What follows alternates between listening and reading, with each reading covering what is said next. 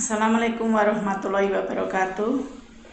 Jumpa lagi dengan saya di channel YouTube Pembelajaran Stikom PGRI Banyuwangi.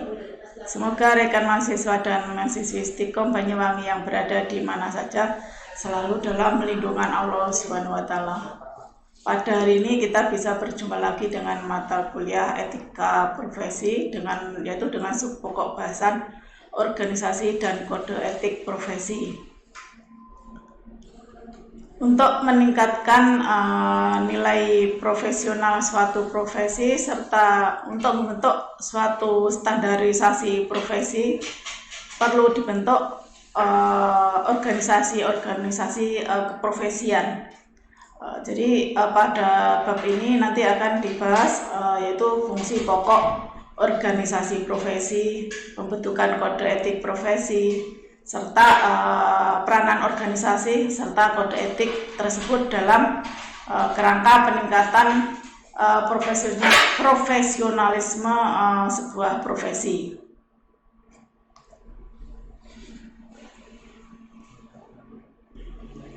Selanjutnya yaitu pada pembahasan pertama ini pembentukan organisasi profesi.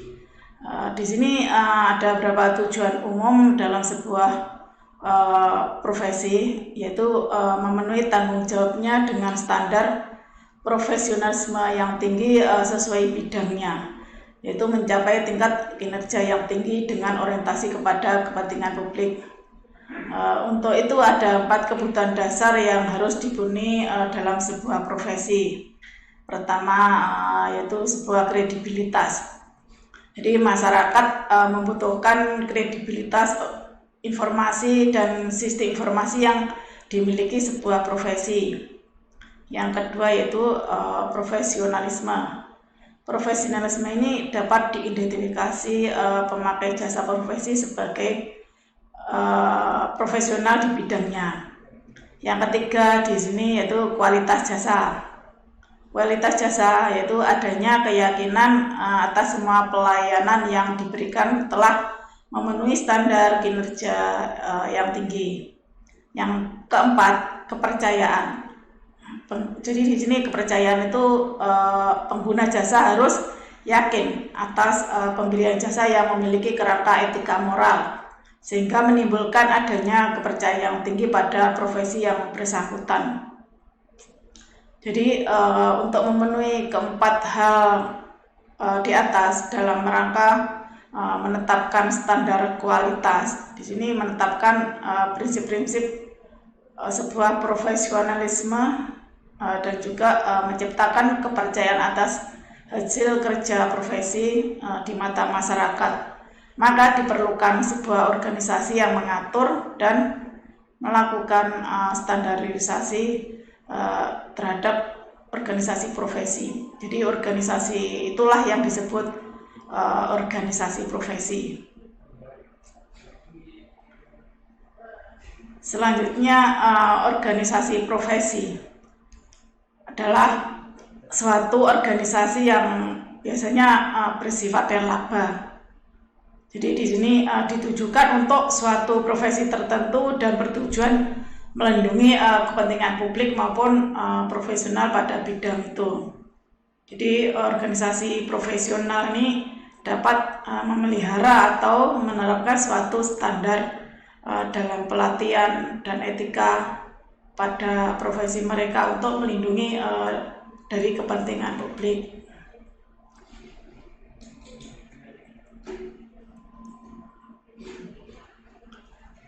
Selanjutnya itu menurut Profesor Dr. Azrul Atswar MPH, di sini ada 3 ciri organisasi sebagai berikut. Yang pertama, ciri-ciri yang pertama ini umumnya untuk satu profesi. Ini hanya terdapat satu organisasi profesi yang para anggotanya itu berasal dari satu profesi, yaitu dalam arti telah menyelesaikan pendidikan dengan dasar ilmu yang sama. Yang kedua, misi utama organisasi profesi adalah untuk merumuskan kode etik dan kompetensi profesi serta memperjuangkan dalam otonomi profesi tersebut. Yang ketiga ini kegiatan pokok organisasi profesi, yaitu menetapkan serta merumuskan standar pelayanan profesi, standar pendidikan, dan juga pelatihan profesi, serta menetapkan kebijakan profesi.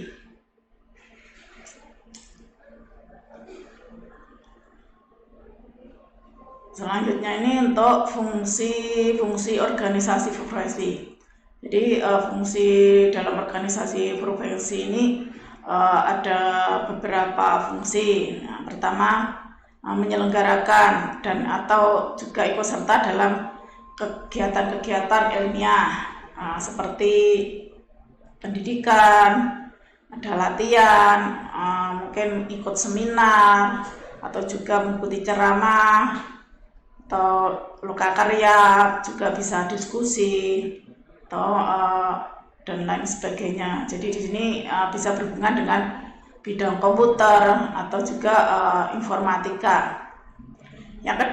Fungsi yang kedua ini menghimpun, mengelola, dan mengembangkan bahan kepustakaan yang sesuai dengan kemampuan yang ada. Sedangkan fungsi yang ketiga, misalkan menerbitkan buletin IPKIN, menerbitkan buku atau makalah yang bersifat konferensi komputer skala nasional, atau juga jurnal profesi maupun dokumen lainnya, baik untuk kepentingan anggota maupun untuk kepentingan masyarakat umum. Sedangkan fungsi organisasi profesi yang keempat di sini misalkan mengadakan kerjasama dengan organisasi sejenis, bisa di dalam maupun di luar negeri. Jadi selama maksud dan tujuan organisasi tersebut di sini tidak bertentangan dengan maksud dan tujuan IPKIN. Di sini ada singkatan IPKIN. Apa sih IPKIN? IPKIN ini panjangan dari Ikatan Pengguna Komputer Indonesia. Jadi IPKIN ini merupakan organisasi profesi di bidang komputer yang berdiri sejak tahun 1974. Namun sering berkembangnya IPKIN berganti nama menjadi Ikatan Profesi Komputer dan Informatika Indonesia. Jadi organisasi IPKIN ini sampai sekarang masih tetap eksis. Selanjutnya itu apa sih manfaat organisasi profesi? Jadi menurut Breakon ada beberapa manfaat organisasi profesi di sini mencakup beberapa hal ya. Yang pertama yaitu mengembangkan dan memajukan profesi. Yang kedua menertibkan dan memperluas ruang gerak profesi. Yang ketiga menghimpun dan juga menyatukan pendapat warga profesi. Yang keempat, memberikan kesempatan pada semua anggota untuk berkarya dan juga berperan aktif dalam mengembangkan dan juga memajukan organisasi profesi. Jadi di sini ada 4 manfaat dalam sebuah organisasi profesi menurut Breakon. Selanjutnya yaitu contoh organisasi profesi yang berada di Indonesia. Misalkan ada Ikatan Dokter Indonesia atau bisa disingkat dengan IDI. IDI ini merupakan organisasi yang mengatur standar profesionalisme dan aturan etika bagi profesi seorang dokter di Indonesia. Ada lagi Ikatan Akuntan Indonesia. Ini merupakan organisasi yang mengatur standar profesionalisme dan aturan etika bagi profesi akuntan di Indonesia. Jadi keanggotaan dari Ikatan Akuntan Indonesia atau disingkat dengan IAI ini bersifat sukarela. Jadi dengan menjadi anggota seorang akuntan, di sini mempunyai kewajiban yaitu menjaga disiplin diri dan juga melebihi yang disyaratkan hukum dan peraturan peraturan yang ada. Ada lagi Persatuan Insinyur Indonesia. Persatuan Insinyur Indonesia ini merupakan organisasi profesi insinyur Indonesia yang terdiri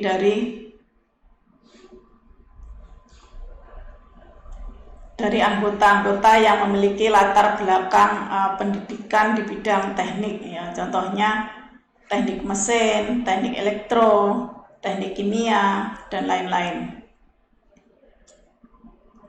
Contoh lainnya yaitu Ikatan Sarjana Farmasi Indonesia. Ini merupakan organisasi profesi yang mengatur standar profesionalisme atau juga mengatur dalam aturan etika sarjana farmasi atau apoteker di Indonesia.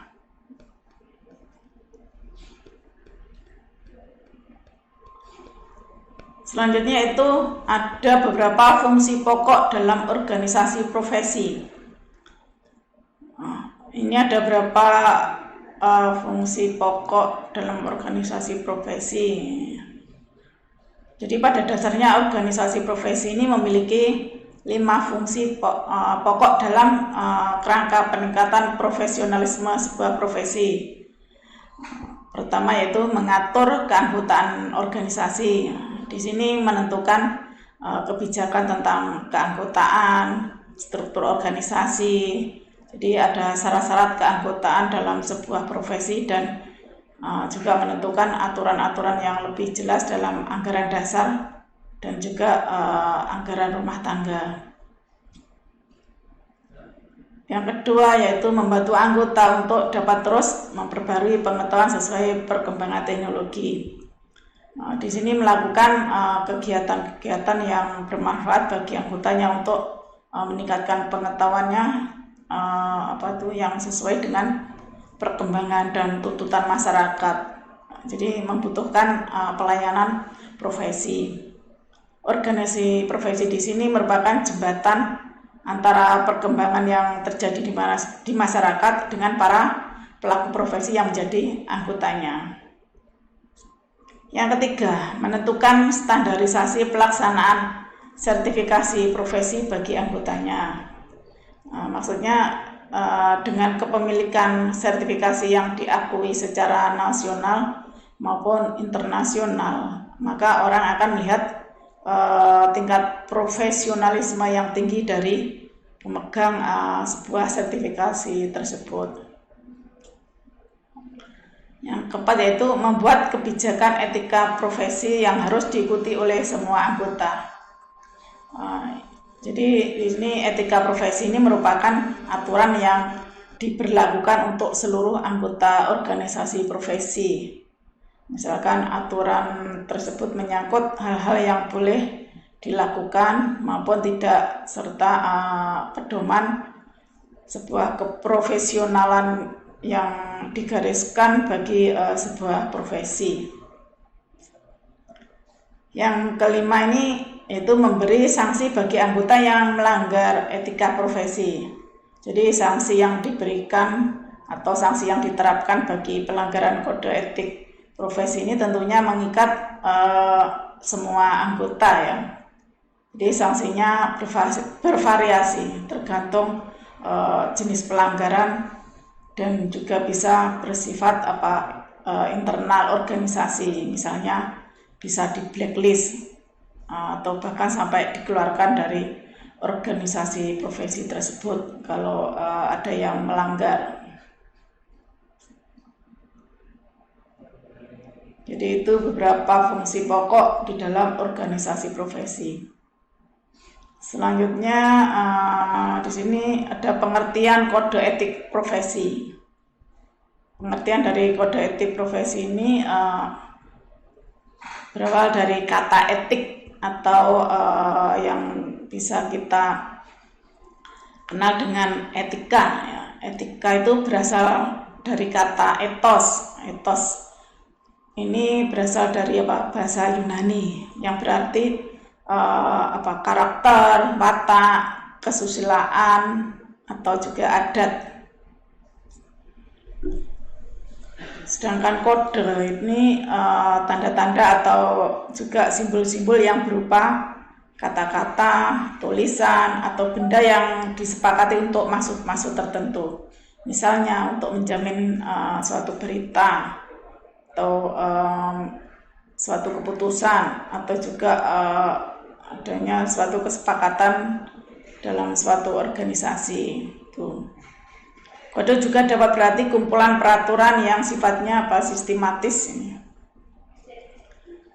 Kode etik sendiri ini termasuk norma atau azas yang diterima oleh suatu kelompok tertentu. Jadi intinya sebagai landasan tingkah laku dalam sehari-hari di masyarakat ataupun di tempat kerja. Jadi dengan demikian, kode etik ini adalah sistem norma atau juga nilai dan aturan yang sifatnya profesional yang tertulis secara tegas yang menyatakan apa yang benar dan baik dan juga apa yang tidak benar dan juga tidak baik bagi profesional yang menjadi anggota dari sebuah organisasi profesi itu. Kode etik ini juga menyatakan sebuah perbuatan apa yang benar atau juga perbuatan apa yang salah. Jadi perbuatan apa yang harus dilakukan dan juga apa yang harus dihindari. Itu beberapa pengertian dari kode etik profesi.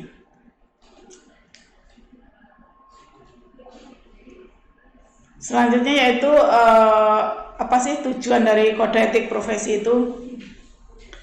Di sini ada beberapa tujuan dari kode etik profesi. Yang pertama itu untuk menjunjung tinggi martabat profesi. Yang kedua, untuk menjaga dan memelihara kesejahteraan para anggotanya. Yang ketiga, untuk meningkatkan pengabdian para anggota profesi itu sendiri. Yang keempat, yaitu untuk meningkatkan mutu profesi. Yang kelima, untuk meningkatkan mutu organisasi profesi. Yang keenam, meningkatkan layanan di atas keuntungan pribadi. Ini intinya harus kode etik profesi itu bisa mencegah dari sifat-sifat yang jelek, maksudnya seperti itu. Selanjutnya itu mempunyai organisasi profesional yang kuat dan terjalin erat. Dan yang terakhir, menentukan bagus standarnya sendiri dalam kode etik profesi tersebut. Jadi intinya tujuan dari kode etik profesi itu yaitu pelaku profesi itu dapat menjalankan tugas dan kewajiban serta memberikan pelayanan sebaik-baiknya kepada pemakai jasa profesi tersebut. Jadi adanya kode etik ini akan melindungi perbuatan-perbuatan yang tidak profesional.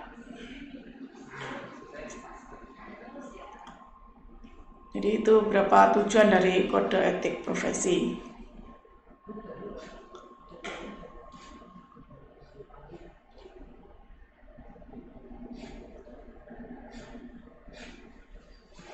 Selanjutnya yaitu fungsi kode etik profesi. Di sini ada beberapa fungsi dari kode etik profesi. Fungsi yang pertama, memberikan pedoman bagi setiap anggota profesi tentang prinsip profesionalitas yang sudah digariskan. Yang kedua, fungsi yang kedua ini sebagai sarana kontrol sosial bagi masyarakat atas profesi yang bersangkutan. Yang ketiga ini mencegah campur tangan dari pihak di luar organisasi profesi, yaitu tentang hubungan etika dalam keanggotaan sebuah profesi. Yang keempat, etika profesi ini sangat dibutuhkan dalam berbagai bidang. Jadi tidak hanya bidang misalkan komputer atau bidang akuntansi aja yang membutuhkan kode etik profesi. Jadi hampir semua bidang ini membutuhkan kode etik profesi. Jadi untuk menjaga sebuah aturan-aturan di dalam sebuah profesi itu sendiri. Selanjutnya yaitu pentingnya kode etik profesi. Menurut Adam dan kawan-kawan dalam Lutido, ini ada berapa pentingnya sebuah kode etik profesi. Pertama, kode etik itu merupakan suatu cara untuk memperbaiki iklim organisasional sehingga individu-individu tersebut dapat berlaku secara etis. Yang kedua, ini harus ada kontrol etis yang diperlukan ya, karena sistem legal dan pasar ini tidak cukup mampu mengarahkan perilaku organisasi untuk mempertimbangkan dampak moral di masyarakat dalam setiap keputusan bisnisnya. Yang ketiga, ini perusahaan ini memerlukan kode etik untuk menentukan status dalam bisnisnya. Jadi sebagai sebuah profesi di mana kode etik ini merupakan salah satu penandanya. Yang keempat, kode etik ini dapat dipandang sebagai upaya menginstitusionalisasikan moral dan juga di sini ada nilai-nilai pendiri perusahaan, sehingga kode etik itu menjadi bagian dari budaya perusahaan dan juga membantu dalam sosialisasi individu baru dalam memasuki budaya tersebut. Selanjutnya yaitu ada beberapa dampak yang timbul jika tidak diciptakannya kode etik profesi. Dampaknya misalkan terjadinya penyalahgunaan profesi dan juga kemungkinan mengabaikan tanggung jawab dari profesinya itu karena tidak ada pedoman dalam suatu organisasi. Dampak yang ketiga ini bisa juga memungkinkan setiap individu untuk mendahului kepentingan pribadinya. Contohnya para pejabat yang korupsi itu. Yang empat ini, jika tidak adanya kode etik profesi, ini seseorang itu dapat memberikan sebuah image yang buruk dari sebuah profesi yang ditekuninya kepada masyarakat.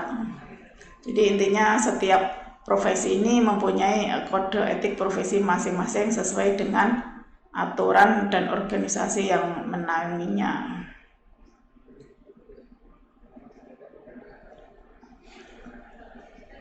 Selanjutnya ada penyebab pelanggaran dalam kode etik sebuah profesi. Misalkan penyebabnya karena pengaruh sifat kekeluargaan. Contohnya seorang dosen yang memberikan nilai tinggi kepada seorang mahasiswa dikarenakan mahasiswa itu keponakan dosen tersebut.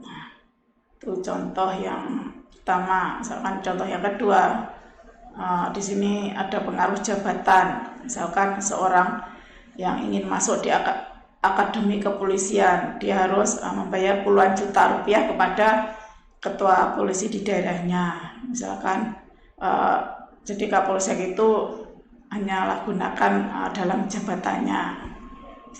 Contoh yang ketiga, misalkan adanya pengaruh masih lemahnya penegakan hukum di Indonesia, sehingga menyebabkan pelaku pelanggaran dalam kode etik profesi ini tidak merasa khawatir dalam melakukan pelanggaran. Penyebab keempat yaitu tidak berjalannya kontrol dan pengawasan dari masyarakat.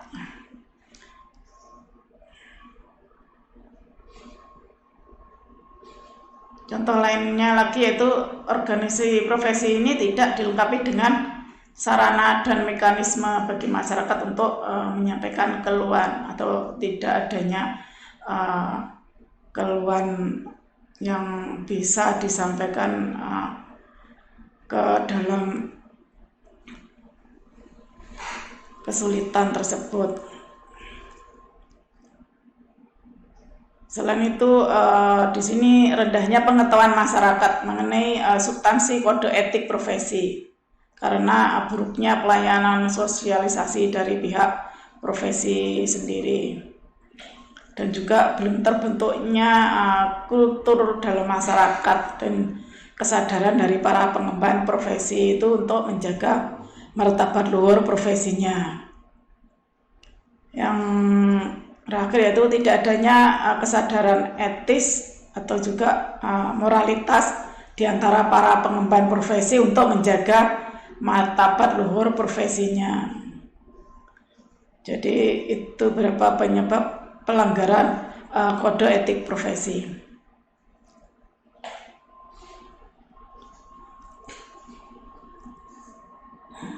Jadi kalau bisa disimpulkan ya, kode etik profesi ini merupakan bagian dari etika profesi. Jadi dengan demikian kode etik profesi adalah sistem norma atau aturan yang ditulis secara jelas dan tegas serta terperinci tentang apa yang baik dan tidak baik, atau juga tujuan utama dari kode etik profesi memberi pelayanan khusus dalam masyarakat tanpa mementingkan kepentingan pribadi atau juga kepentingan kelompok. Untuk saran-saran di atas nih agar tidak menyimpang dari kode etik yang berdampak pada profesionalitas kerja, maka memperbanyak pemahaman terhadap kode etik profesi atau juga kode etik yang diterapkan ini hendaknya disesuaikan dengan keadaan yang memungkinkan untuk dapat dijalankan bagi kelompok profesi. Dalam pelaksanaan profesi hendaknya menjalankan profesi yang dijalani sesuai dengan kode etik yang ditetapkan. Jadi agar profesi yang dijalani itu sesuai dengan tuntutannya.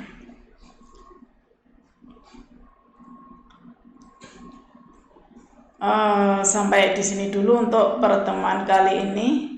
Terima kasih atas perhatiannya. Sampai jumpa di lain kesempatan.